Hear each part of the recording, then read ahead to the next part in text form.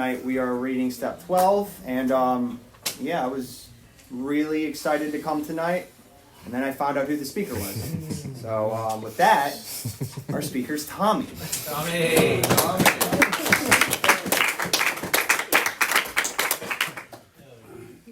My name's Tommy. I'm a drug addict. Hey, Tommy. Man, I don't know what's worse, my friend trying to roast me like that, or it not landing like at all. You know,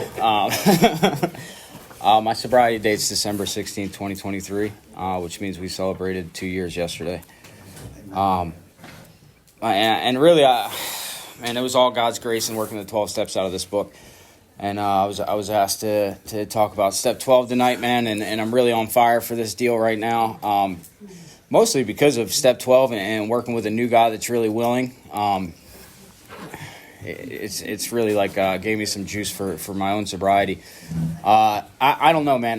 When I go to like step talks, I like hearing the person like tell their deal, so I know like who I'm listening to, and then like heavy emphasis on that step, which is also how I'm going to do this because it's how I like hearing it. So I grew up like right outside of Philadelphia, drug addict family, man.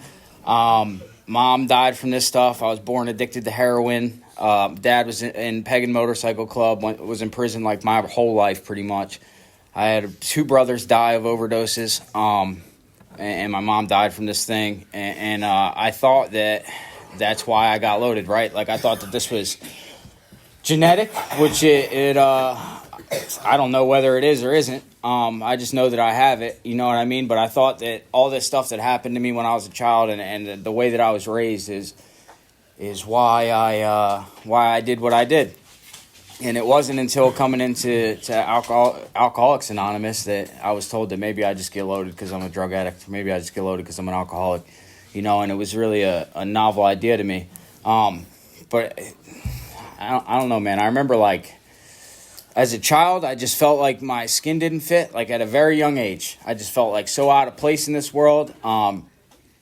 I think I was just born that way, but there were some like external factors that probably helped exacerbate this thing. But I like bounced around schools a lot, and I don't know, I was the youngest by 10 years. Like my closest siblings to me are twins that are 10 years older than me, so I always felt like weird in the family, you know, like. And it's crazy because I have 7 siblings. Most of them are junkies. And I felt like the black sheep, you know, like the black sheep of black sheep, so to say. And I don't know, man. The first time that I ever felt an effect produced by anything, I was 13 years old. And I didn't know how bad I needed this until I had it, right? Like up to this point, I'm just full of like fear, and I'm just so wrapped in self, man. I'm always thinking about me and like what other people are thinking of me, and I feel so out of place. And the first thing I did was I drank, and once I drank enough to get an effect produced by that, I felt okay for the first time in my life. Like I felt like I could breathe a little bit. I felt like I was comfortable in my own skin. I was drinking Jägermeister with an older cousin that I thought was like the coolest dude in the world, and I like looked up to. And after I drank, me and him felt like equal, you know, and I had never felt like equal to anybody in my life. I was always less than or better than, or sometimes both at the same time, which is really crazy. But and I chased this stuff, man, and I don't think I made like a conscious choice to do that. It's just that this unlocked something for me, man. It was the only thing that ever made me feel okay. It became my solution very quickly, and like as a teenager, that looks a lot like saving my lunch money to get loaded on the weekends, you know. Can't really get my hands on stuff. I gotta like find a homeless person to buy me alcohol or whatever it might be, man, or you know, weed and whatever. And I started that really young, and I also I started shooting heroin really young. I was like 18 years old, and when I first touched that stuff, and man, I like the effect produced by alcohol, but I love the effect produced by heroin. It got me there so much quicker, right where I wanted to be, man. Everything's perfect in the world right now, and I really chased that stuff to the depths of hell, man. From 18 to 22, I was homeless on the streets of Kensington and Camden, New Jersey, and just bouncing back and forth between those places. And it says in this book, like, the alcoholic life seemed the only normal one. Like, I settle into that life real easy. Like, it seemed like that's what I was supposed to be doing, man. It was like getting loaded without consequences. If you don't know, like, about that area, it's the largest open-air drug market in the United States. It's pretty much lawless. Like, kind of get away with doing whatever the fuck you want. And, excuse my language. But, and I was just out there, man, sleeping in an alleyway. If it was wintertime, I was riding the train as long as they would let me until it shut down for the night, and then I was burning cardboard to not freeze to death at night, and that was just my life, man. And every waking moment was, how do I get money and how do I get loaded? And I did whatever it took. I degraded myself. I stole from my family. I did anything and everything it took to get that stuff. And there was, I was 22, and I was pretty beaten up, man. Like, I would probably sign myself into a rehab like once or twice every winter time because it would get too cold. And I don't know, man. I don't know if I was ever serious about it. I would usually leave a couple days after, because the thing for me is, like, the same head that tells me that I need to get out of this life living in Kensington, I need to, like, sign myself into detox and I can't live like this anymore, is the same head that, like, 2 days into the detox or the rehab, I'm like, this place sucks and all these people are idiots and I need to get out of here. And really, I need relief. I need to get back to that, because this, like, restless irritability and discontentment settles in on a guy like me, and I need relief again. And I had no idea. I couldn't have told you that at the time, man. It just felt like it was time to get loaded again. And I did that over and over and over again. And I was in Cooper Hospital in Camden, New Jersey. I think Kyle was born there. And with a huge abscess on my arm. That I had put off for a few weeks, and it had gotten really bad, and the doctor, like, circled it with a pen, and it had grown like another inch over the course of an hour, and he's like, we gotta put you under, like, now. And they like hit me with anesthetic, and they cut this thing open, and they kept me in the hospital for 2 weeks, and they told me, like, you're lucky you didn't lose your arm, and you're lucky you didn't go septic and die. And just side notes, stuff like that should, like, scare the shit out of me and, like, scare me sober. You know, like, fear sobered me for a little bit, as it says, like, and it didn't at all. But what happened while I was in that hospital, man, is it kind of, like, removed me from what I was doing. And my brother, that I hadn't talked to in a couple years, called me and he told me, I want you to move to Florida, and I want you to get sober. I don't want you to die how Jimmy died. That is our brother that overdosed. And literally, I probably would have died how Jimmy died. Like, my brother died in an abandoned house in Kensington of a heroin overdose. And that's what I mean when, like, I say God's grace is the only reason I'm here, because without that, that's me, man. Truly. But my brother says that. He wants me to come down here, and he says the only condition on that is I go to meetings, and I didn't know what the hell he was talking about. So I said yes, and I come down here, and I start going to meetings. I went to meetings in another fellowship because I thought I was something else. And I never worked their steps. I never tried to work their steps for a long time, for like some years, and I just kept getting loaded, and I couldn't figure out why. And really, I don't know, man. I'll get into it later, but really, nobody ever told me what I was suffering from. Nobody ever told me what I was up against.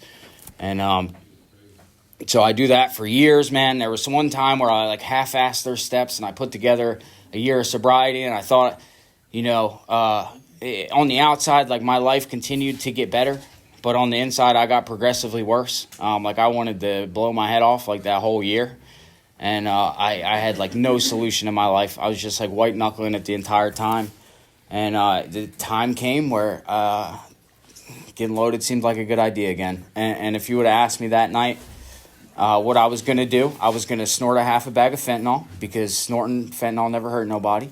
And I wasn't going to go crazy with it. You know, I wasn't going to go off the rails this time. And what really happened is I burned my entire life to the ground.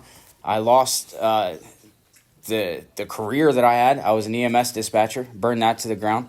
I lost the place that I was living in, because it felt like a conscious choice that, like, getting loaded is a lot more important than paying these bills. And the girl that I was in love with slowly lost hope in me and left over the course of, like, the next 3 years, where I could not, like, get sober at all. But the reason I say that is because going into that, that's not what was going to happen, man. And that's what happens every time I set this allergy off. Like, I go on a run that I do not intend on going on. And in the midst of this, I get this poor girl pregnant. And we have a kid together, man, and I'm pretty sure that this is what's going to fix me. The job, the house, the girlfriend didn't fix me, but obviously a child will, right? Like a child's going to. I have to care for this thing. I don't want to be like my parents. And the whole pregnancy, I'm pretty sure that that's what's going to happen. I'm going to be sober by the time this kid's born.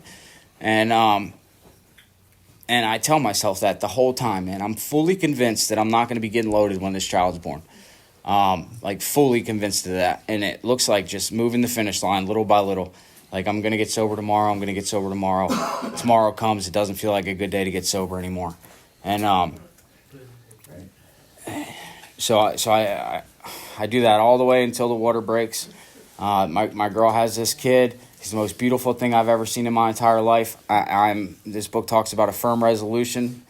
And I have a firm resolution. I'm never doing this stuff again. Like this is the most beautiful thing I've ever seen in my entire life. And that worked for me for about 8 hours. Because I woke up the next morning and it didn't matter that I had this newborn kid in the hospital. Like it didn't matter that this kid was like depending on me. All that mattered was getting the next one. And it looked like my head telling me that I'm a piece of shit. I'm going to be a bad dad anyway, that I might as well just go overdose and die. This kid will be better off without you. And it also told me to rob my kid's mother. And so I grabbed her. I went back and forth. I don't want you to think this was like I'm just doing this. I have a conscience. I went back and forth on this for like a few hours, okay? But I couldn't stop myself from doing it. And so I grabbed her phone after a few hours of debating with myself. And I Venmo myself all the money that's in her account. And that explains the hat. I'm just kidding. Go Birds. And I take off and I go on a run, man. And like I really thought that was what was gonna sober me up, and it didn't. And it didn't do it. And then I had lost all hope. I did get sober for like 2 months after that. Like I went on like a week run, and then I'm like, no, I really got to be a dad. And I think like I dried out for a couple months and like held on by the skin of my teeth just off the fact that like I had this kid. And I had this guy sponsor me, and he told me to call him every day for 30 days, and then we would start the steps. And I called him every day for 30 days, and we started the steps. And then he gives me this assignment that's like 70 questions long on step 1, and I do all those. And then he tells me that when he sees me practicing the spiritual principles behind step 1, he'll move me to step 2. And I got loaded. And that is so far off from what I know now. And I'm not saying anything about that guy. Maybe he doesn't have what I have. I don't know, man. But I get loaded, and I get loaded right before my kid's first Christmas, and I miss my kid's first Christmas. I got loaded on December 23rd, and again, I'm going to be home by Christmas Day. Didn't happen. I was locked in a motel room, and I could not make it home. I had to call my kid's mother and tell her, hey, tell your parents I have COVID or something, because I'm not showing up. And I couldn't even show up for my kid's first Christmas. And the shame and guilt of that, I hopped on a flight back to Philadelphia to go be homeless and die, right? And I really did. Like I was content with dying. Like I did not want to be on this planet anymore. I was dressed like this, you know, and I don't know if you guys heard me, but it was wintertime. And Philadelphia is cold in the wintertime, very cold. And I get off the plane and I get in an Uber, and I did not care about anything, man. I got an Uber to Kensington and Allegheny, which is a landmark spot for a guy like me. And the Uber driver, I get in, and the Uber driver says, hey, man, are you crazy? Because I'm dressed like for Florida, you know? And I'm like, yeah, man, probably. And he drops me off. He does his job. He drops me off at Kensington and Allegheny, and I get out, and I'm pretty content with dying. And I think I ended up, I was out there for like 3 months, man, and it was one of the worst runs of my life because I was literally trying to die. And I don't know, man. It's cool that I can say what it really was in this meeting. I was at a needle exchange in Kensington, and it's called, it doesn't matter what it's called. Anyway, I was using their phone because I had passed out on Trank and got robbed, so I didn't have my phone or wallet or anything. And I was using their phone to call my brother and probably try to scam him out of money for a Western Union, you know. And I'm telling him that I need to get a Greyhound back to Florida, and I need to be there for my son. And I don't think I believed a word that was coming out of my mouth. I think that I was just trying to get enough to put in me and kill myself. And my brother says, like, I don't have enough money right now. Like, you got to give me a couple days. I got to talk to the rest of the family. I'm like, I don't have a couple days. I'm going to die out here.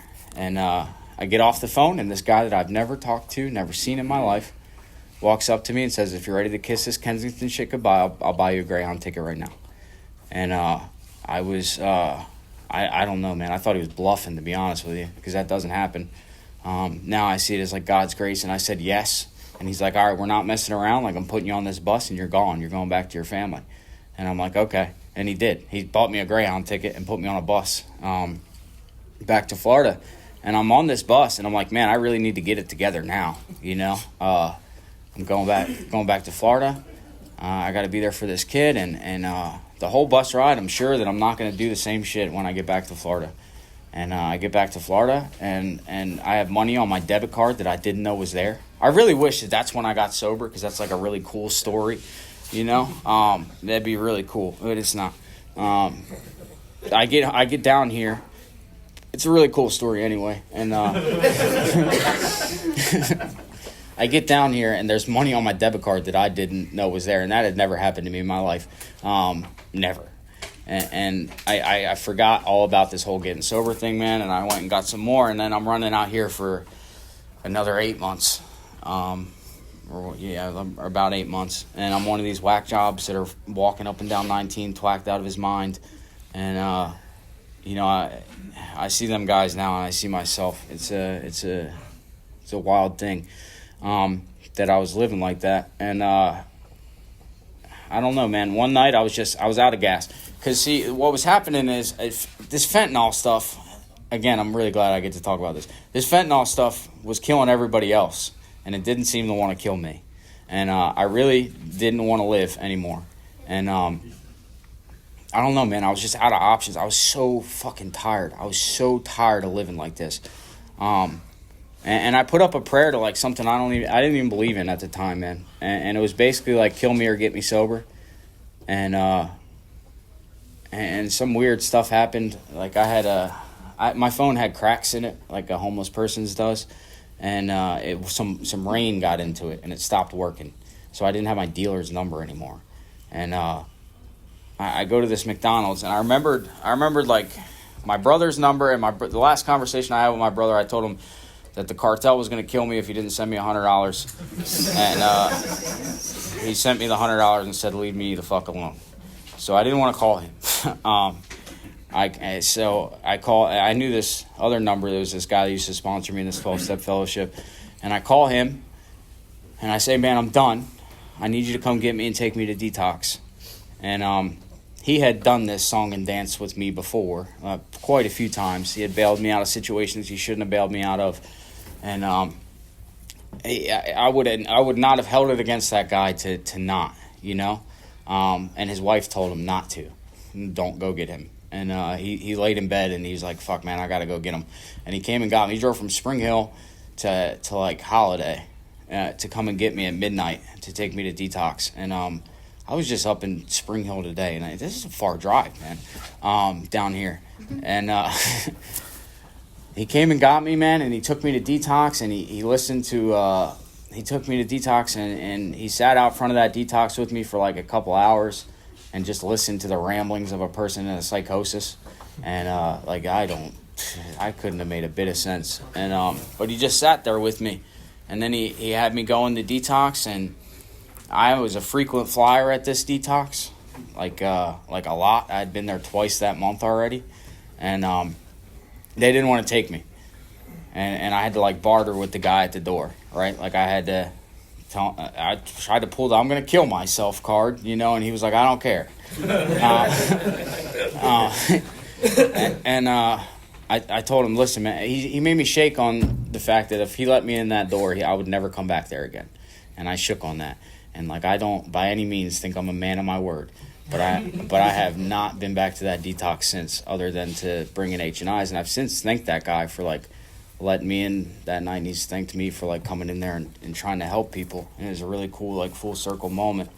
But I get in there, man, and I don't think it was going to be any different. I think I was just going to I was going to sign myself out again like I always do. And this doctor that was tired of seeing me, but wanted to keep me for some reason, put me on a Marchman Act and said that I was a danger to myself and society, which at the time I thought was crazy, man. I was like, I can't believe this lady's doing this to me. I was telling that to everybody that would listen in the psych ward. And looking back on it, I was a danger to myself and society.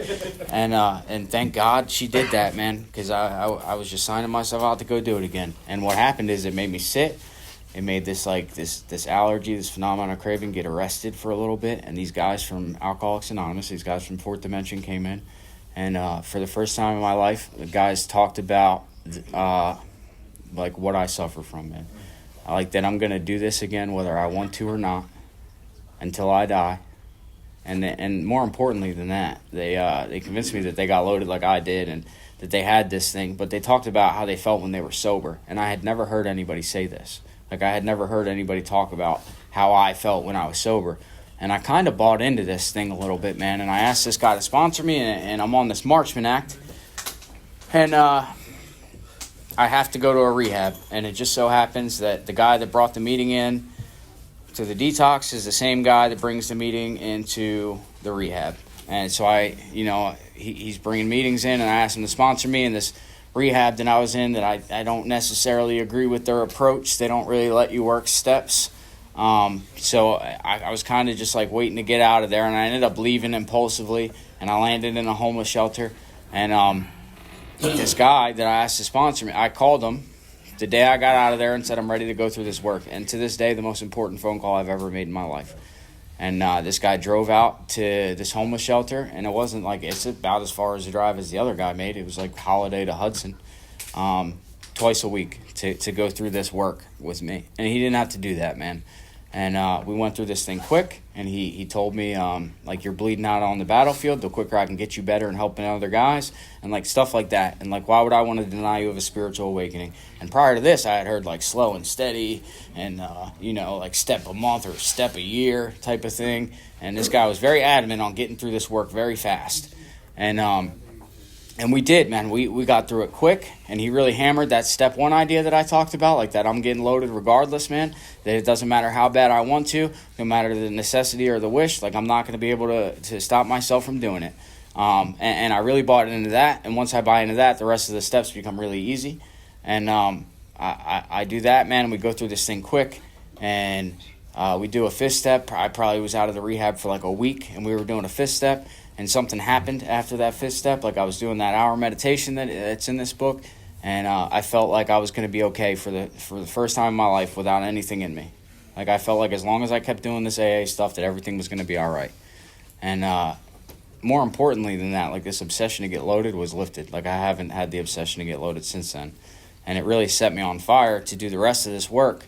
And I worked the rest of the steps to 12, man, and I'm going to get into this a little bit now.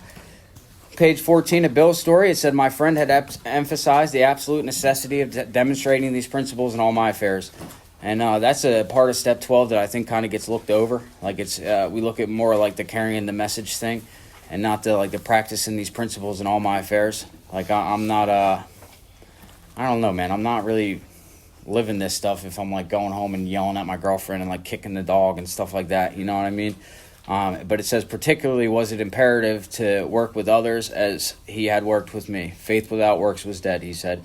And how appallingly true for the alcoholic. For if the alcoholic failed to perfect and enlarge his spiritual life through work and self-sacrifice for others, he could not survive the certain trials and low spots ahead. If he did not work, he would surely drink again, or he would surely use again, and if used, he would surely die. Then faith would be dead indeed. With us, it is just like that. And I don't know. I remember like doing like step 2. Like we were reading like We Agnostics, and this guy was talking about me sponsoring people. And I'm like, man, I'm in a homeless shelter. What the hell are you talking about? And I didn't realize it. Like not long after that, I would be sponsoring people. And I don't. And this is true, man. And it's not just like sponsoring people. Like I remember like from like 6 months to a year. my sponsor could probably attest to this. I was calling him like every day saying like, I'm miserable, dude. I don't want to do this anymore. I want to die. And sometimes I would call him in the morning and be like, I turned over a new leaf. I feel okay today. And then at 1 o'clock, I'd be calling him and I'm going to kill myself, dude. And it's true. But what I was doing at the time, man, I found out way later on that I wasn't practicing 10 and 11 to the best of my ability. But what I was doing at the time was I was doing like a ton of H&Is and carrying this message. Like I was going to like 3 H&Is a week. And I truly believe that it kept me sober. It kept me alive. So this carrying the message thing isn't just sponsoring people. And it tells me like the certain trials and low spots ahead. Like it's coming, man. Like it is for sure coming. And if I don't do this, I'm going to die. It's in black and white right here. And it kind of expands on that. I'm going to go to working with others. First page, 89. Practical experience shows that nothing will so much ensure immunity from drinking as intensive work with other alcoholics. It works when other activities fail. This is our 12th suggestion. Carry this message to other alcoholics. You can help when no one else can. You can secure the confidence when others fail. Remember, they are very ill. Right? Like I and everybody in this room has the ability to do for someone else like what no doctor, no preacher, no anything can do, man, is give them a solution to this problem. And it would be the most selfish thing in the world for me to take this thing that took me from a guy that was sleeping in an alleyway and burning cardboard to not freeze to death in the streets of Kensington to like the life that I have now, like as a direct result of this stuff, and not like want to give it away to somebody else and not like make it my life's purpose to give it away to somebody else. And I love the end of Dr. Bob's Nightmare too, man, because that's really sums up this thing for me, this whole carrying this message, sponsoring people, that whole deal. It says, I spend a great deal of time passing on what I learned to others who want and need it badly. I do it for 4 reasons. A sense of duty, right? Like I feel obligated to do this, man. Like this thing saved my life. It completely transformed my entire life. It gave my son a father. That wasn't happening. That wasn't in the cards. It has given me a life that I couldn't have ever even dreamed of. It is a pleasure. It says we're in working with others, man. Like watching somebody's life transform is such it's a beautiful gift, man, that I didn't expect to get from this thing, man. And just caring about other people enough to be grateful for that and like cherish that, the watching somebody else recover and get their life back and get their kids back. It's so far off from like when I came in here. And because in doing so, I'm paying the debt to the man who took time to pass it on to me. And it's like I said, man, this guy didn't have to do what he did, right? Like my first step and my entire sobriety is a direct result of another guy's 12th step. It's a direct result of him coming in and carrying this message to me while I was in detox. And Chris, even though he had that smart-ass joke at the beginning, was one of those guys. And he came in on Christmas Day while I was in detox. And like this year, somebody asked me to go in on Christmas Day. And how the hell could I say no when Chris did that for me? You know?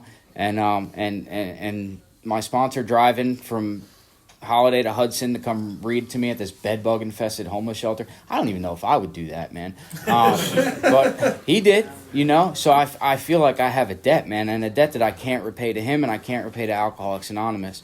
And because every time I do it, I take out a little more insurance for myself against a slip. I never feel more close to God as when I'm like reading this book with another guy. And like that carries over into the rest of my life. And it really does. It's like, I don't know. Getting loaded is the last thing on my mind because it takes me out of self, man. I'm not worried about all the bullshit that I have going on in my life if I'm listening to another guy's problems or if I'm going through this book with another guy. And I don't know. I'm really lit up about this stuff right now, and I had this really cool experience. So like probably a week ago or so, 2 weeks ago, something like that. Somebody called me with a Bridging the Gap call, and I didn't really want to do it. And more than that, my car wasn't running at the time. So I pawned it off on my sponsee is what I did. And then I hit my sponsee up, and something told me to go on this Bridging the Gap call, right? And we go and pick this guy up, and it was pretty crazy, man. It like gave me chills. So this guy that we picked up was the speaker at a meeting the first week that I moved to Florida the first time, right? Like I was probably at my worst. I had just been homeless for 4 years. I was like a 28 waist, just covered in track marks. Just a mess, man. And he was the speaker, and he gave me a ride home.